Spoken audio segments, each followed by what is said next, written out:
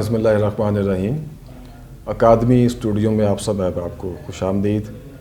آج ہمارے ساتھ جو مہمان موجود ہیں ان کا نام ڈاکٹر زینت ثنا ہے۔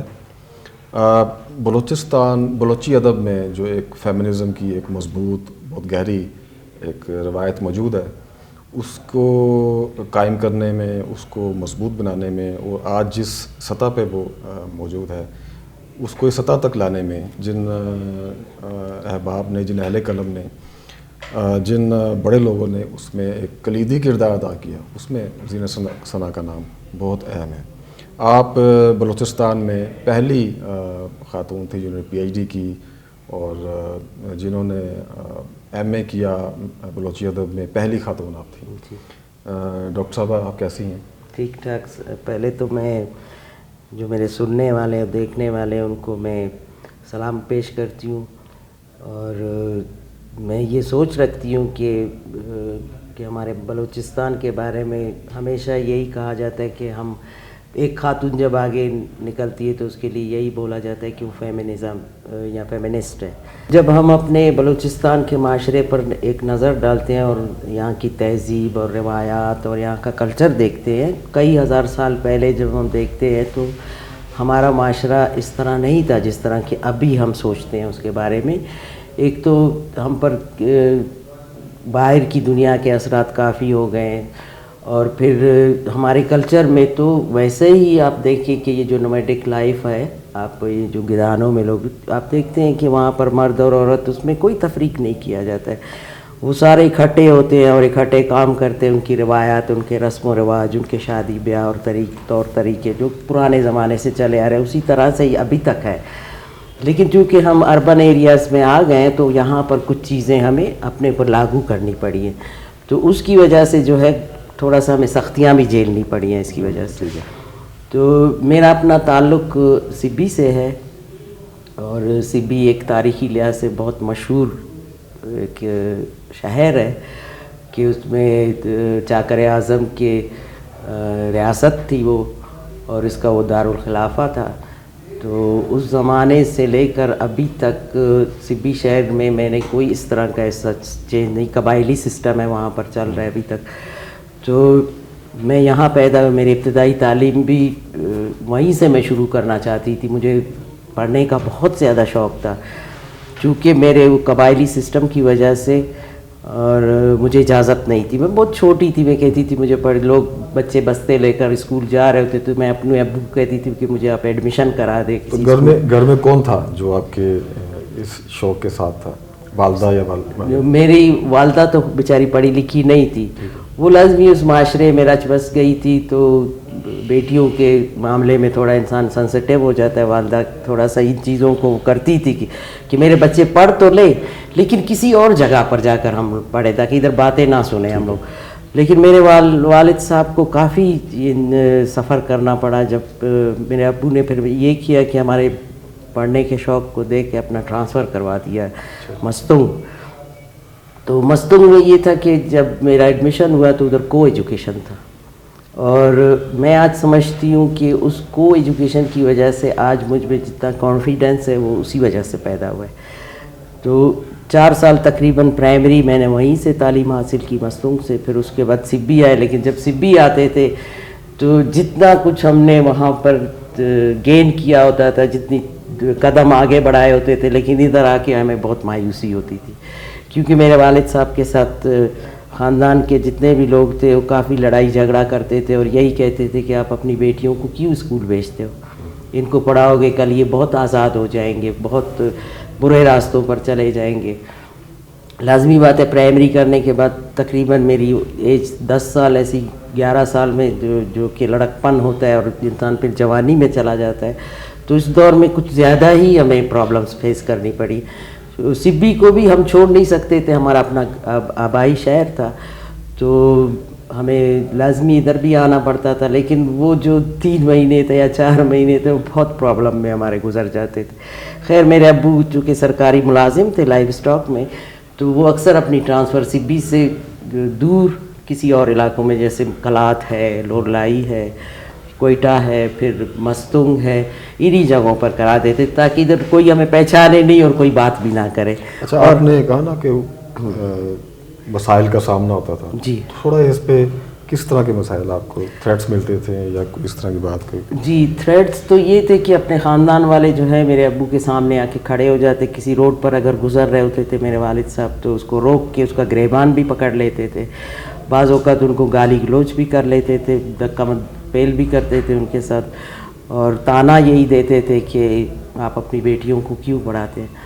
تو ایک دن جب میں تھوڑا سا ایسے شعور میں آنے لگی, میں تھوڑا سا سمجھ مجھے آنے لگی کہ یہ پڑھنے پر ہمارے کیوں اتنا آبجیکشن کیا جاتا ہے, تو میں نے اپنے والد صاحب سے پوچھ بھی لیا. میں نے کہا ابو آپ بتائیں مجھے کہ ہمارے اس پڑھائی پر کیوں ہمارے خاندان والے باتیں کرتے ہیں, خاص طور پہ بالکل نزدیکی جیسے ماموں ہیں, چچا ہیں, یہ زیادہ کرتے تھے.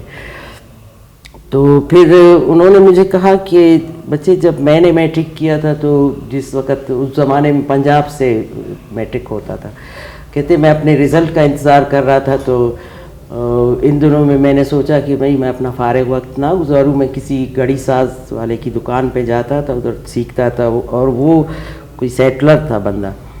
تو کہتے ایک ہفتے تک اس کی دکان بند تھی, تو میں نے سوچا کہ بھئی یہ کیوں ابھی بندہ نہیں آ رہا ہے جب میں اس سے کوئی چیز سیکھ رہا ہوں. تو کہتے میں ان کے گھر چلا گیا, ان کی بیگم تھی اور 2 بچے تھے نا, تو انہوں نے کہا کہ بھئی وہ تو فوت ہو گئے ہیں نا. تو پھر کہتے میں نے ان کو پوچھا کہ بھابھی ابھی آپ کیا کریں گی نا, آپ کسی اور صوبے سے آئی ہوئی.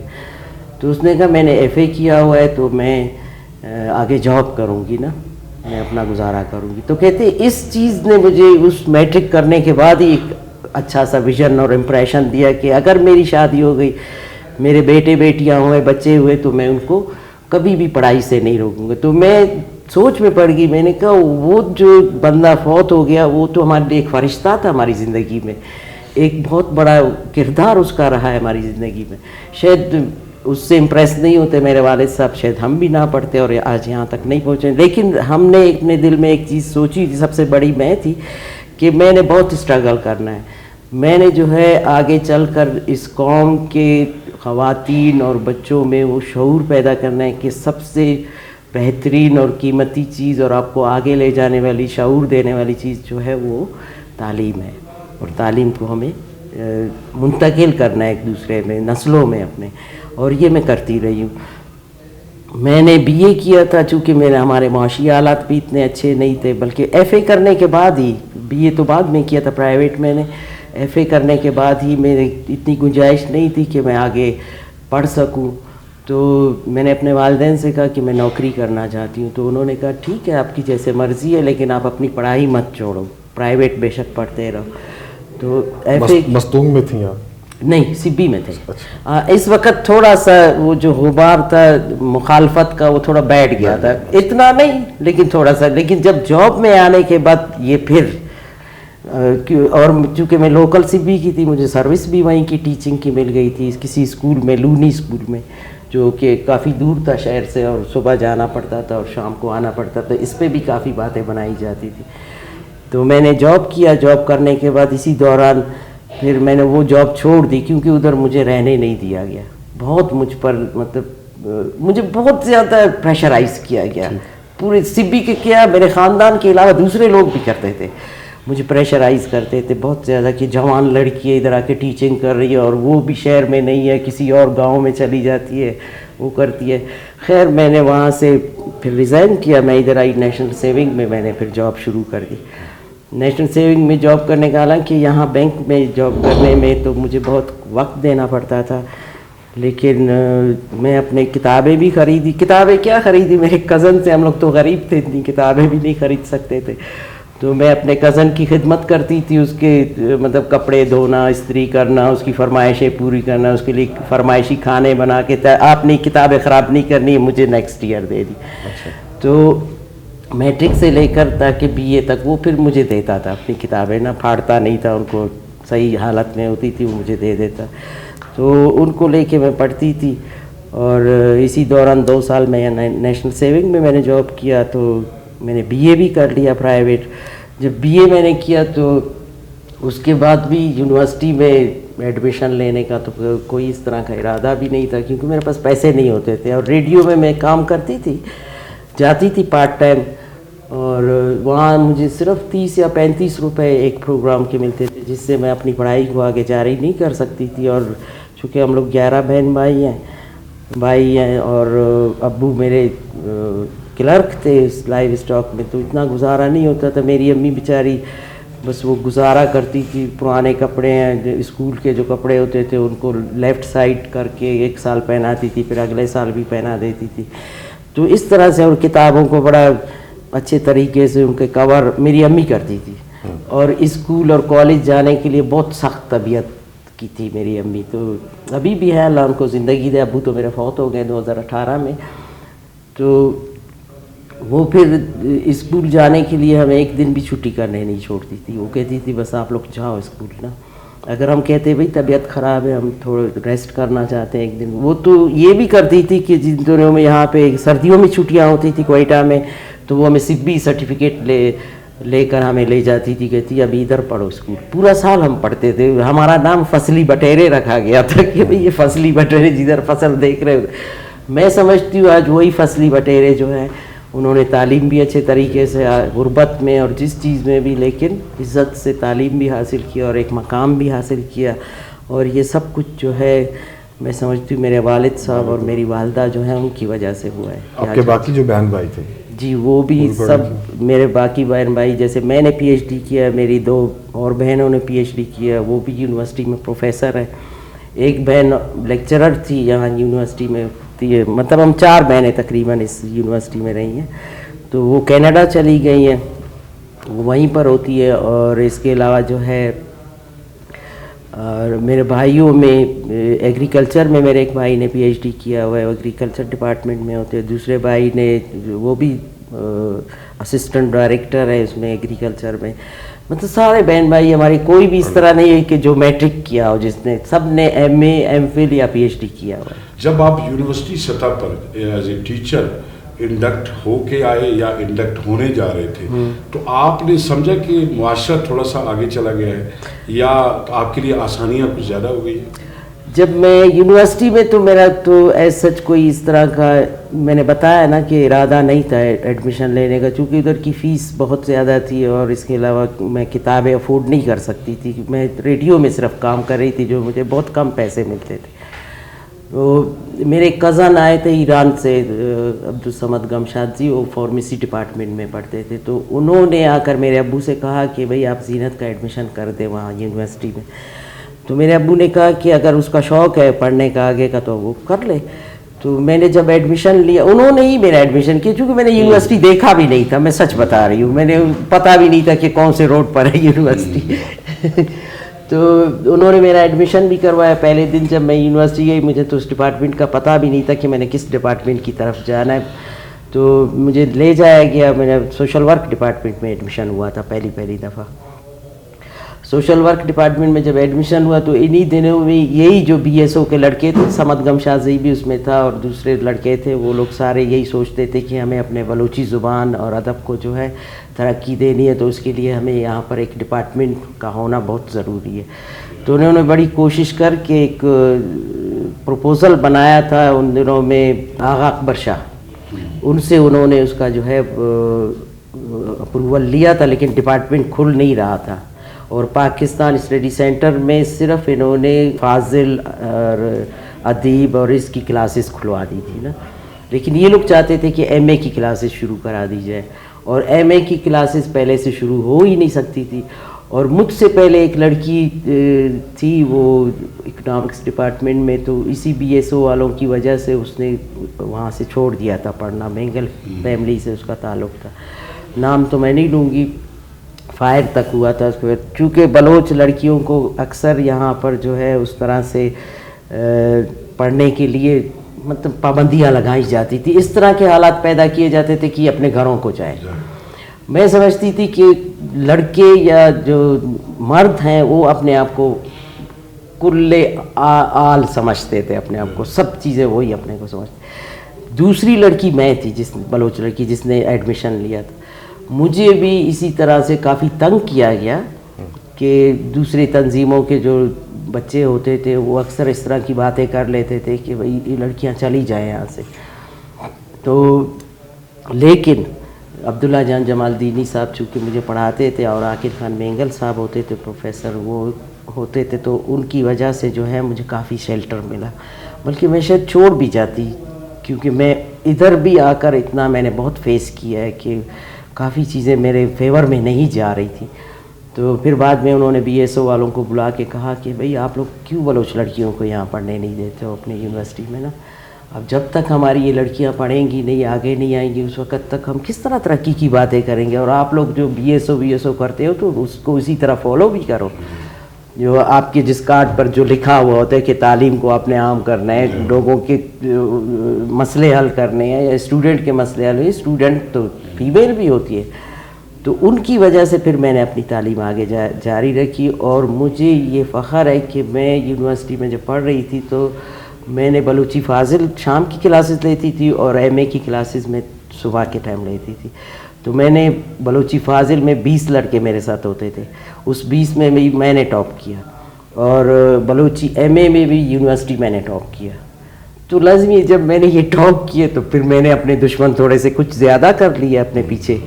اور مجھے اسی وقت جاب بھی, حسن بلوچ صاحب اس وقت وائس چانسلر ہوتے تھے, تو ان دنوں میں میری شادی بھی ہوئی ہوئی تھی. اس کو آفر کیا جاتا تھا کہ جی لیکچرر, ہاں جی لیکچرر, بلکہ میرا وہ 1 مہینہ ابھی تک رہتا تھا رزلٹ میں. تو انہوں نے مجھے بلایا اور مجھے کہا کہ بھئی آپ کو جو ہے ہم لے رہے ہیں کیونکہ آپ ٹاپ, مجھے پتہ نہیں تھا کہ میں یونیورسٹی ٹاپ کر رہی ہوں.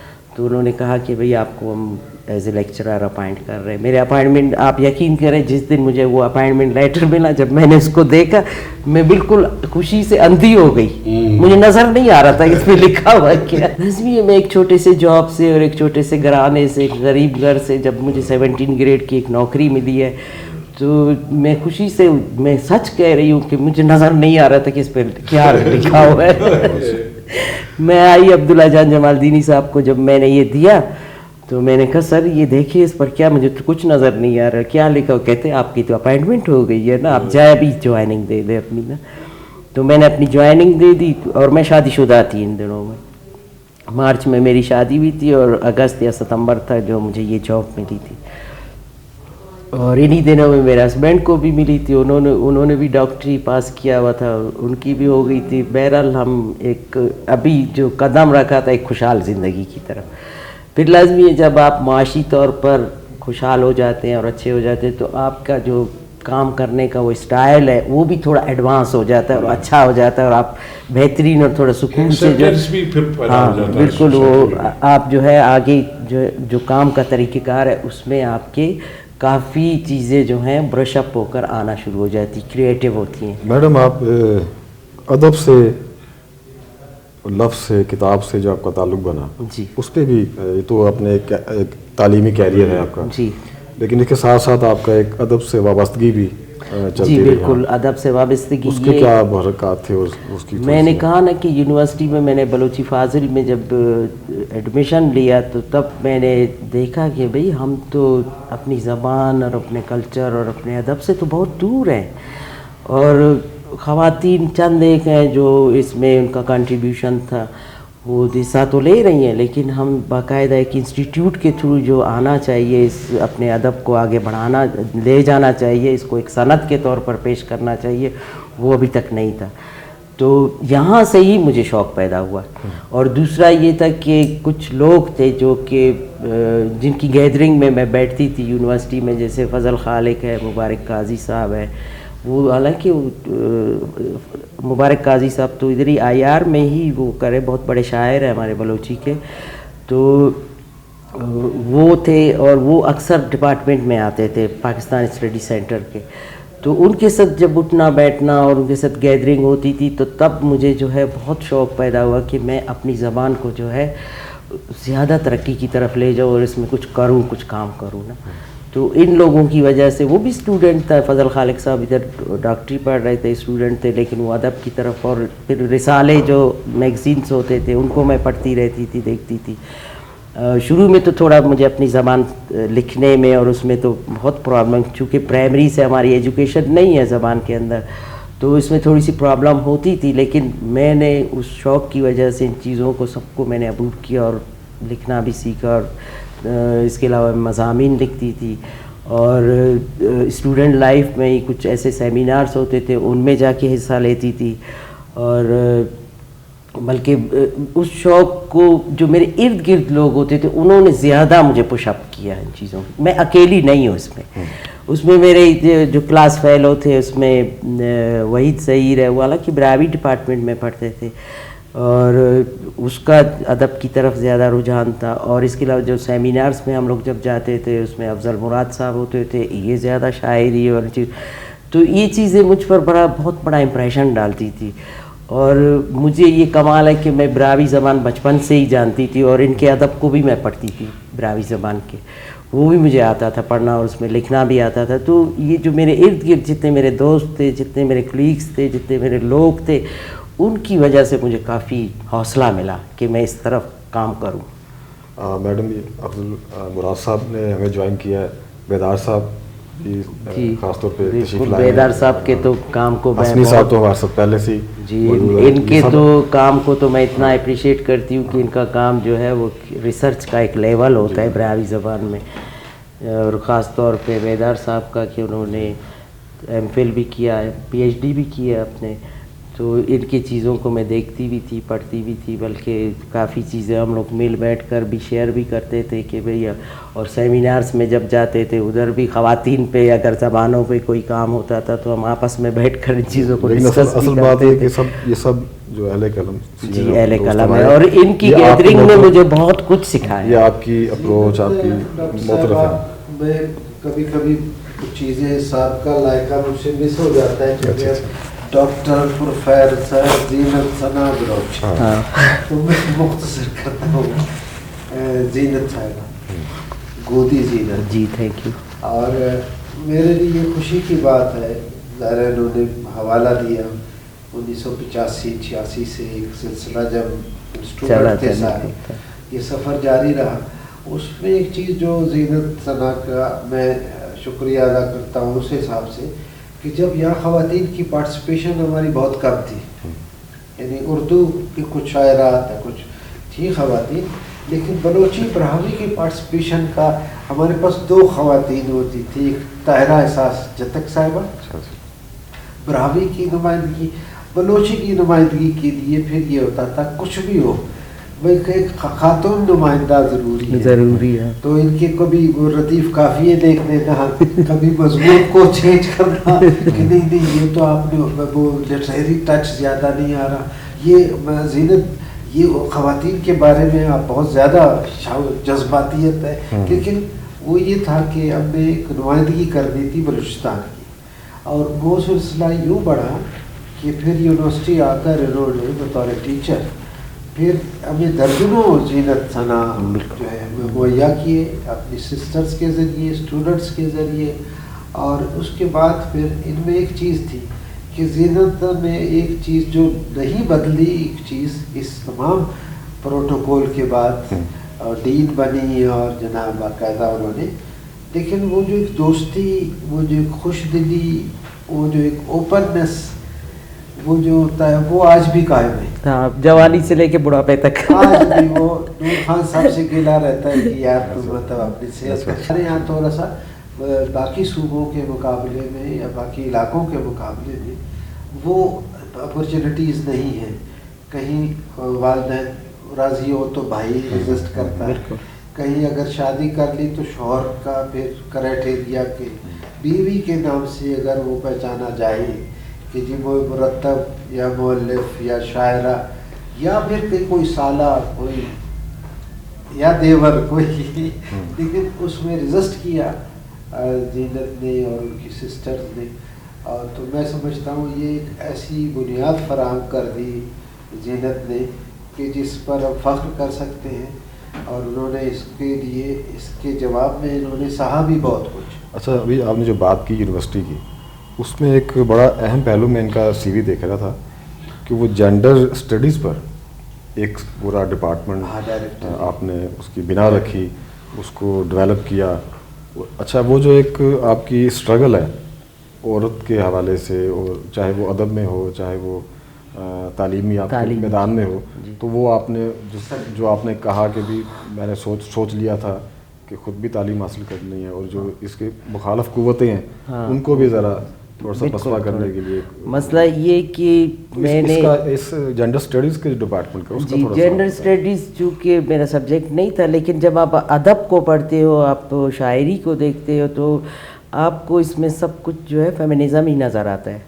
فیمنسٹ ہی ہوتے ہیں ہمارے سارے شاعر، وہ مانتے نہیں ہیں ان چیزوں کو، لیکن اکثر جو شاعر ہیں آپ دیکھو وہ فیمنسٹ ہو کر ہی شاعری کرتے ہیں. تو میں نے اس پر ایک تحریر بھی لکھی ہے، بلکہ میں نے ہمارے بہت بڑے شاعر ہیں سید ظہور شاہ ہاشمی صاحب، تو ان کی اگر آپ شاعری کو دیکھیں تو پوری ان کی شاعری جو ہے آپ کو فیمنزم کے ارد گرد گھومتی ہوئی نظر آتی ہے. ٹھیک ہے نا. تو فیمنزم کو ادب سے آؤٹ کرنا یا اپنی زندگی سے آؤٹ کرنا، میں سمجھتی ہوں تو وہ تو پھر ایک کھوکھلا بندہ ہو جاتا ہے. ٹھیک ہے نا. وہ معاشرہ ہی کھوکھلا ہو جاتا ہے کہ آپ اس میں سے فیمنزم کو نکال دیں. تو اس چیزوں نے مجھے بہت ایک اپیلنگ دی. تو میں نے ایک یہاں پہ گوادر میں ایک سیمینار ہوا تھا، تو میں نے اس کی شاعری پر یہ کہ سید ظہور شاہ جو ہے ایک فیمنسٹ شاعر ہے، اس میں نے پیپر لکھا تھا. تو وہاں پر جو جیوری بیٹھی ہوئی تھی اس میں ڈاکٹر بدل صاحب جو کہ امریکہ اور ادھر ادھر رہے ہیں، انہوں نے یقین کریں مجھے اپریشیٹ کیا. مجھے کہتے ہیں کہ بھئی آپ نے جو ہے بلوچی ادب میں ایک نئی چیز انٹروڈیوس کروائی ہے، تو ہمیں ان چیزوں کو ڈھونڈنا پڑتا ہے، ان چیزوں کو دیکھنا پڑتا ہے، ان پر ریسرچ کرنی پڑتی ہے. اور ریسرچ کے دروازے اگر ہم بند نہ کریں اور ان پر کام کرتے رہیں، آپ دیکھیں کہ چند سالوں میں پہلے تو ہمارے میگزینس آتے تھے، رسالے آتے تھے، ان میں عام مضامین لکھے جاتے تھے، لیکن ادارے نے جو ہے وہ ہمیں ایک راستہ دیا ریسرچ کرنے کا. اور ریسرچ کی وجہ سے ہمارا ویژن بھی بہت آگے بڑھا، ہمارے کام کی جو رفتار ہے وہ بھی بہت آگے چلی گئی، اور ہمارے ادب میں جو ترقی ہے اور ہماری زبانوں کی جو بچاؤ ہے وہ اسی ریسرچ نے کی ہے.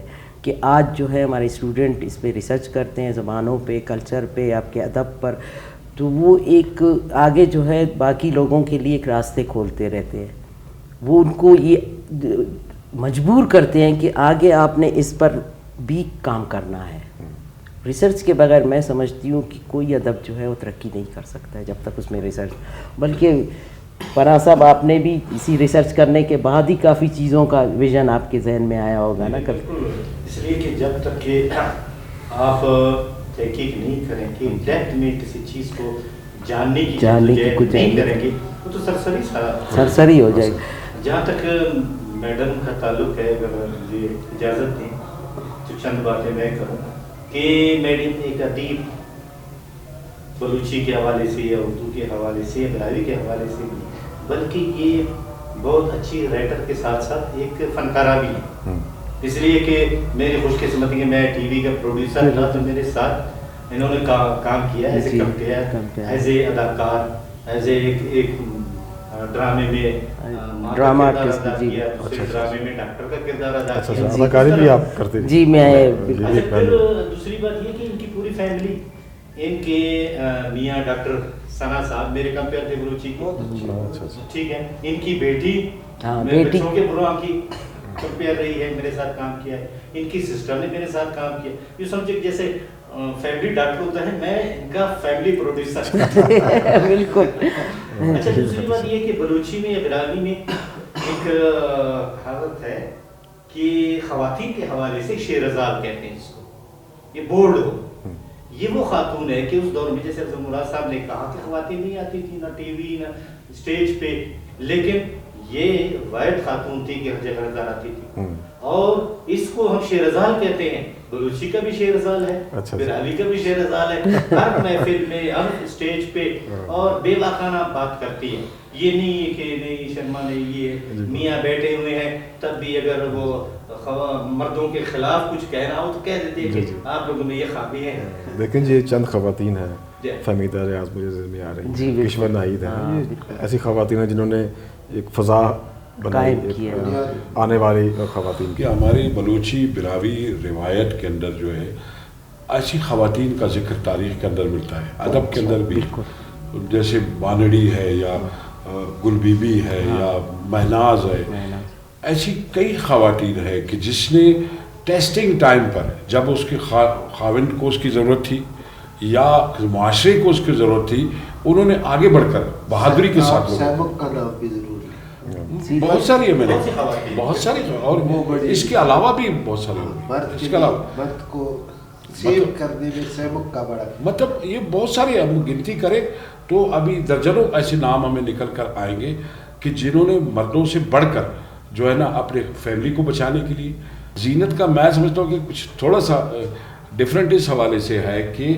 हम उस रिवायत से थोड़ा बहुत ज़्यादा कंजर्वेटिव उसकी तरफ आ गए, बजाय उन किरदारों को हम लेकर हम ओपन होते, नहीं मैं नहीं खातून को किरदार अदा करने देते, मगर हम और ज़्यादा कंजर्वेटिव हो गए। ठीक है, ये 700 साल का जो आपका गैप है चाकर के दौर से लेकर यहाँ तक का 500 साल या 600 साल का, तो जब मैंने शहदाद और मानस की दास्तान को पढ़ा तो मुझे वहाँ पर आपके जो वुमेन राइट्स जो एक्टिविस्ट है ये 18वीं सदी में शुरू हुए हैं ना, वो तो आपको 15वीं सदी में एक खातून जो है वो महनाज नज़र आती है, कोई चौराहे पर खड़े होकर जो है अपने हक़ के लिए आवाज़ उठाती है।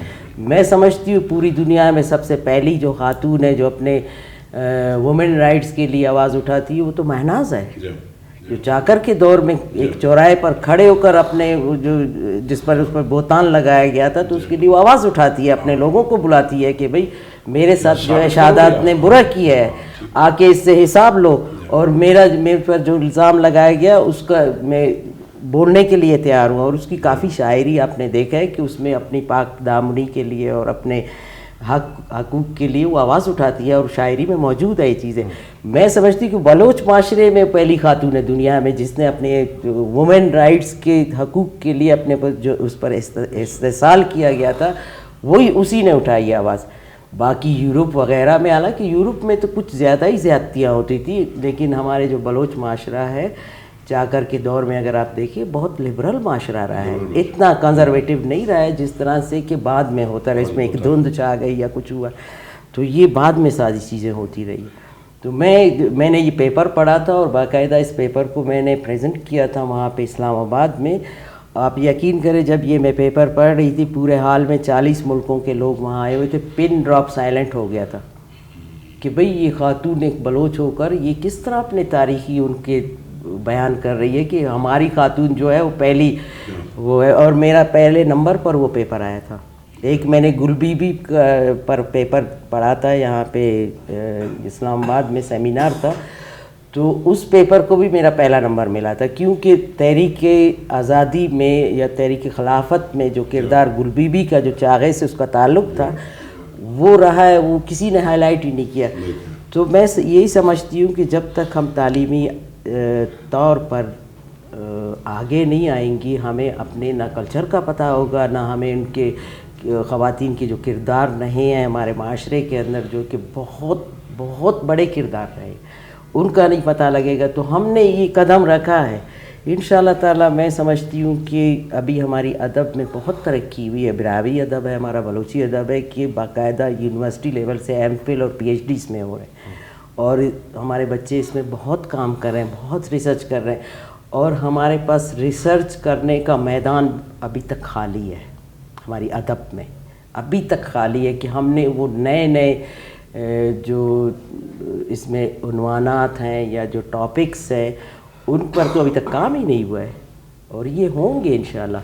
और एक दिन ऐसा आएगा कि मैं समझती हूँ दुनिया में बलोची और ब्रावी ज़बान जो है एक पहचान बन जाएगा बलूचिस्तान का, और ये बहुत तरक्की करेगा। अभी भी हमें बाहर की दुनिया के लोग तो हमें तो बहुत ज़्यादा अप्रिशिएट करते हैं चीज़ों के पर कि भाई आप लोगों ने अपनी ज़बानों को बहुत तरक्की दी है, बहुत आगे लेकर आए और इस पर बहुत काम हुआ है। हमारे जो थीसिस हैं, जो हमारा रिसर्च है, वो यहाँ चेक नहीं होते हैं, बाहर जाते हैं चेक होने के लिए, बाकायदा उसकी एक एवल्यूशन रिपोर्ट आती है, तब जो है हमें वो डिग्री दी जाती है उसके बाद। और लेकिन जो काम स्टार्ट किए मैंने डिपार्टमेंट में, एमफिल कोर्सेज़ मैंने बनाए, बलोची इलेक्टिव कोर्सेज़ मैंने बनाए, बीए लेवल के कोर्सेज़ करिकुलास जो हैं वो मैंने तरतीब दिए बनाए, क्योंकि पहली पीएचडी में थी, पहली एमए में थी, ये चीज़ों पर मैंने ही काम किया। اور اس کے علاوہ جو BA لیول کا ہے آپشنل پیپر ہے, CSS کے پیپر ہیں, اس کے علاوہ PCS کے پیپرز ہیں امتحانوں کے, یہ سارے بلوچی کورسز جتنے بھی ڈیولپ کیے سب سے پہلی میں ہوں اس میں کرنے والی. حالانکہ میرے استادوں کا بہت بڑا ہاتھ رہا ہے مجھے سمجھانے, لیکن میں نے جو باہر کا ادب ہے, جو باہر کے کریکولاز ہیں, ان کو میں دیکھ کر ان کو اسٹڈی کر کے جو ہے اپنے یہ کورسز میں ترتیب دے دی. آپ نے جیسے جینڈر ڈپارٹمنٹ کی بات کی, تو جینڈر ڈپارٹمنٹ کیونکہ میرے لیے ایک نیا سبجیکٹ تھا, لیکن جب میں اس میں آئی مجھے ہیڈ آف ڈپارٹمنٹ بنایا گیا, تو میں نے جب اس سبجیکٹ کو اسٹڈی کیا تو میں نے دیکھا کہ بھئی ہم تو جینڈر کے بغیر ہو ہی نہیں سکتے ہیں. یہ بڑی بات تھی کہ ہاں, تو میں نے کہا کہ ہم تو ہر جگہ پہ یہ تو ایک جینڈر ڈسکریمنیشن اور جینڈر ایکویلٹی یا جینڈر ایکویٹی جو ہے یہ تو ہمارے معاشرے کے تو چیزیں ہیں, اور ان پر ہمیں کام کرنا چاہیے. اور ادب جو ہے ان کو بہت بہترین طریقے سے آگے لے کر جاتی ہے. ادب میں جب تک ہم جینڈر ایکویلٹی اور جینڈر ایکویٹی کو جب تک ہم ہائی لائٹ نہیں کریں گے تب تک جو ہے ہم اپنے ادب کو بھی آگے تک نہیں لے کر جائیں گے, اور وہی آپ کا ادب ہی پڑھ کر آپ کا معاشرہ ایک بہترین معاشرہ اور اچھا معاشرہ بن سکتا ہے.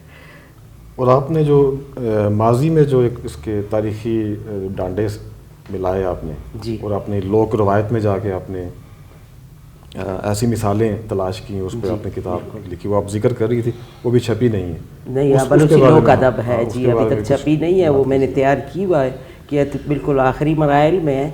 اور میرا PhD کا جو ٹاپک بھی یہی تھا بلوچی فوک لٹریچر, تو اسی پر ہی میں نے کام کیا. اور میرا جو MPhil کا تھیسس تھا وہ بلوچی ادب میں تنقید نگاری پہ تھا, تو اس کے مختلف اصناف اور زاویے اور ان چیزوں کو میں نے کیا تھا. حالانکہ میرے لیے ایک بہت مشکل فیلڈ تھا, چونکہ ہمارے براوی اور بلوچی دونوں لٹریچر میں تنقید کا جو عنصر تھا بہت کم تھا.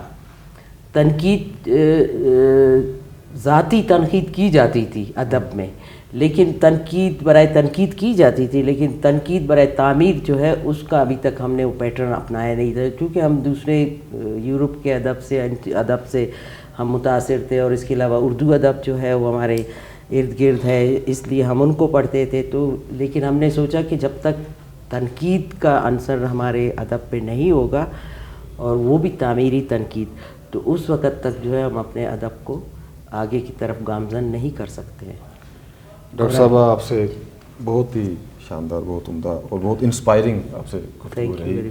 یقیناً جو لوگ جو اسٹوڈنٹس اس کو آپ کی گفتگو سنیں گے, آپ کو دیکھیں گے, اور پہلے بھی ایک روایت آپ نے قائم کی, اپنے جو آپ سے متاثر ہوئے, آئندہ بھی انشاءاللہ اس کو یہ آگے بڑھے گی. آپ نے بہت ہی عمدہ بات کی, میں اس کو دہرانا چاہوں گا یہاں پہ. آپ نے کہا کہ ہر جو ادیب ہے, یہ شاعر ہے, وہ فیمنسٹ ہوتا ہے بیسیکلی. اچھا, یہ تو ایسی مثبت بات ہے کہ بہت کم کہی جاتی ہے, اور خاص طور پہ جس طرح آپ ایک باقاعدہ ایکٹیوسٹ بھی رہیں, ایجوکیشنسٹ کے ساتھ ساتھ ایک ریسرچر کے ساتھ ساتھ ایکٹیوسٹ بھی رہیں, تو یہ ایک ایسی اپروچ ہے کہ جس سے دونوں کے درمیان جو گروپوں کے درمیان ایک جو خلیج ہے اس کو ختم ہو سکتی ہے بہت مثبت تعمیری انداز میں. تو آپ سے انشاءاللہ اب ہمیں انتظار رہے گا آپ کی جو لوک ادب کے حوالے سے جو کتاب ہے, انشاءاللہ وہ بھی اسٹڈیز آپ نے ڈسکس کی ہیں, تو وہ یقین جب وہ شائع ہوگی تو امید ہے کہ انشاءاللہ دوبارہ آپ سے ملاقات ہوگی. بہت عمدہ, بہت شکریہ آپ تشریف لائیں یہاں پہ.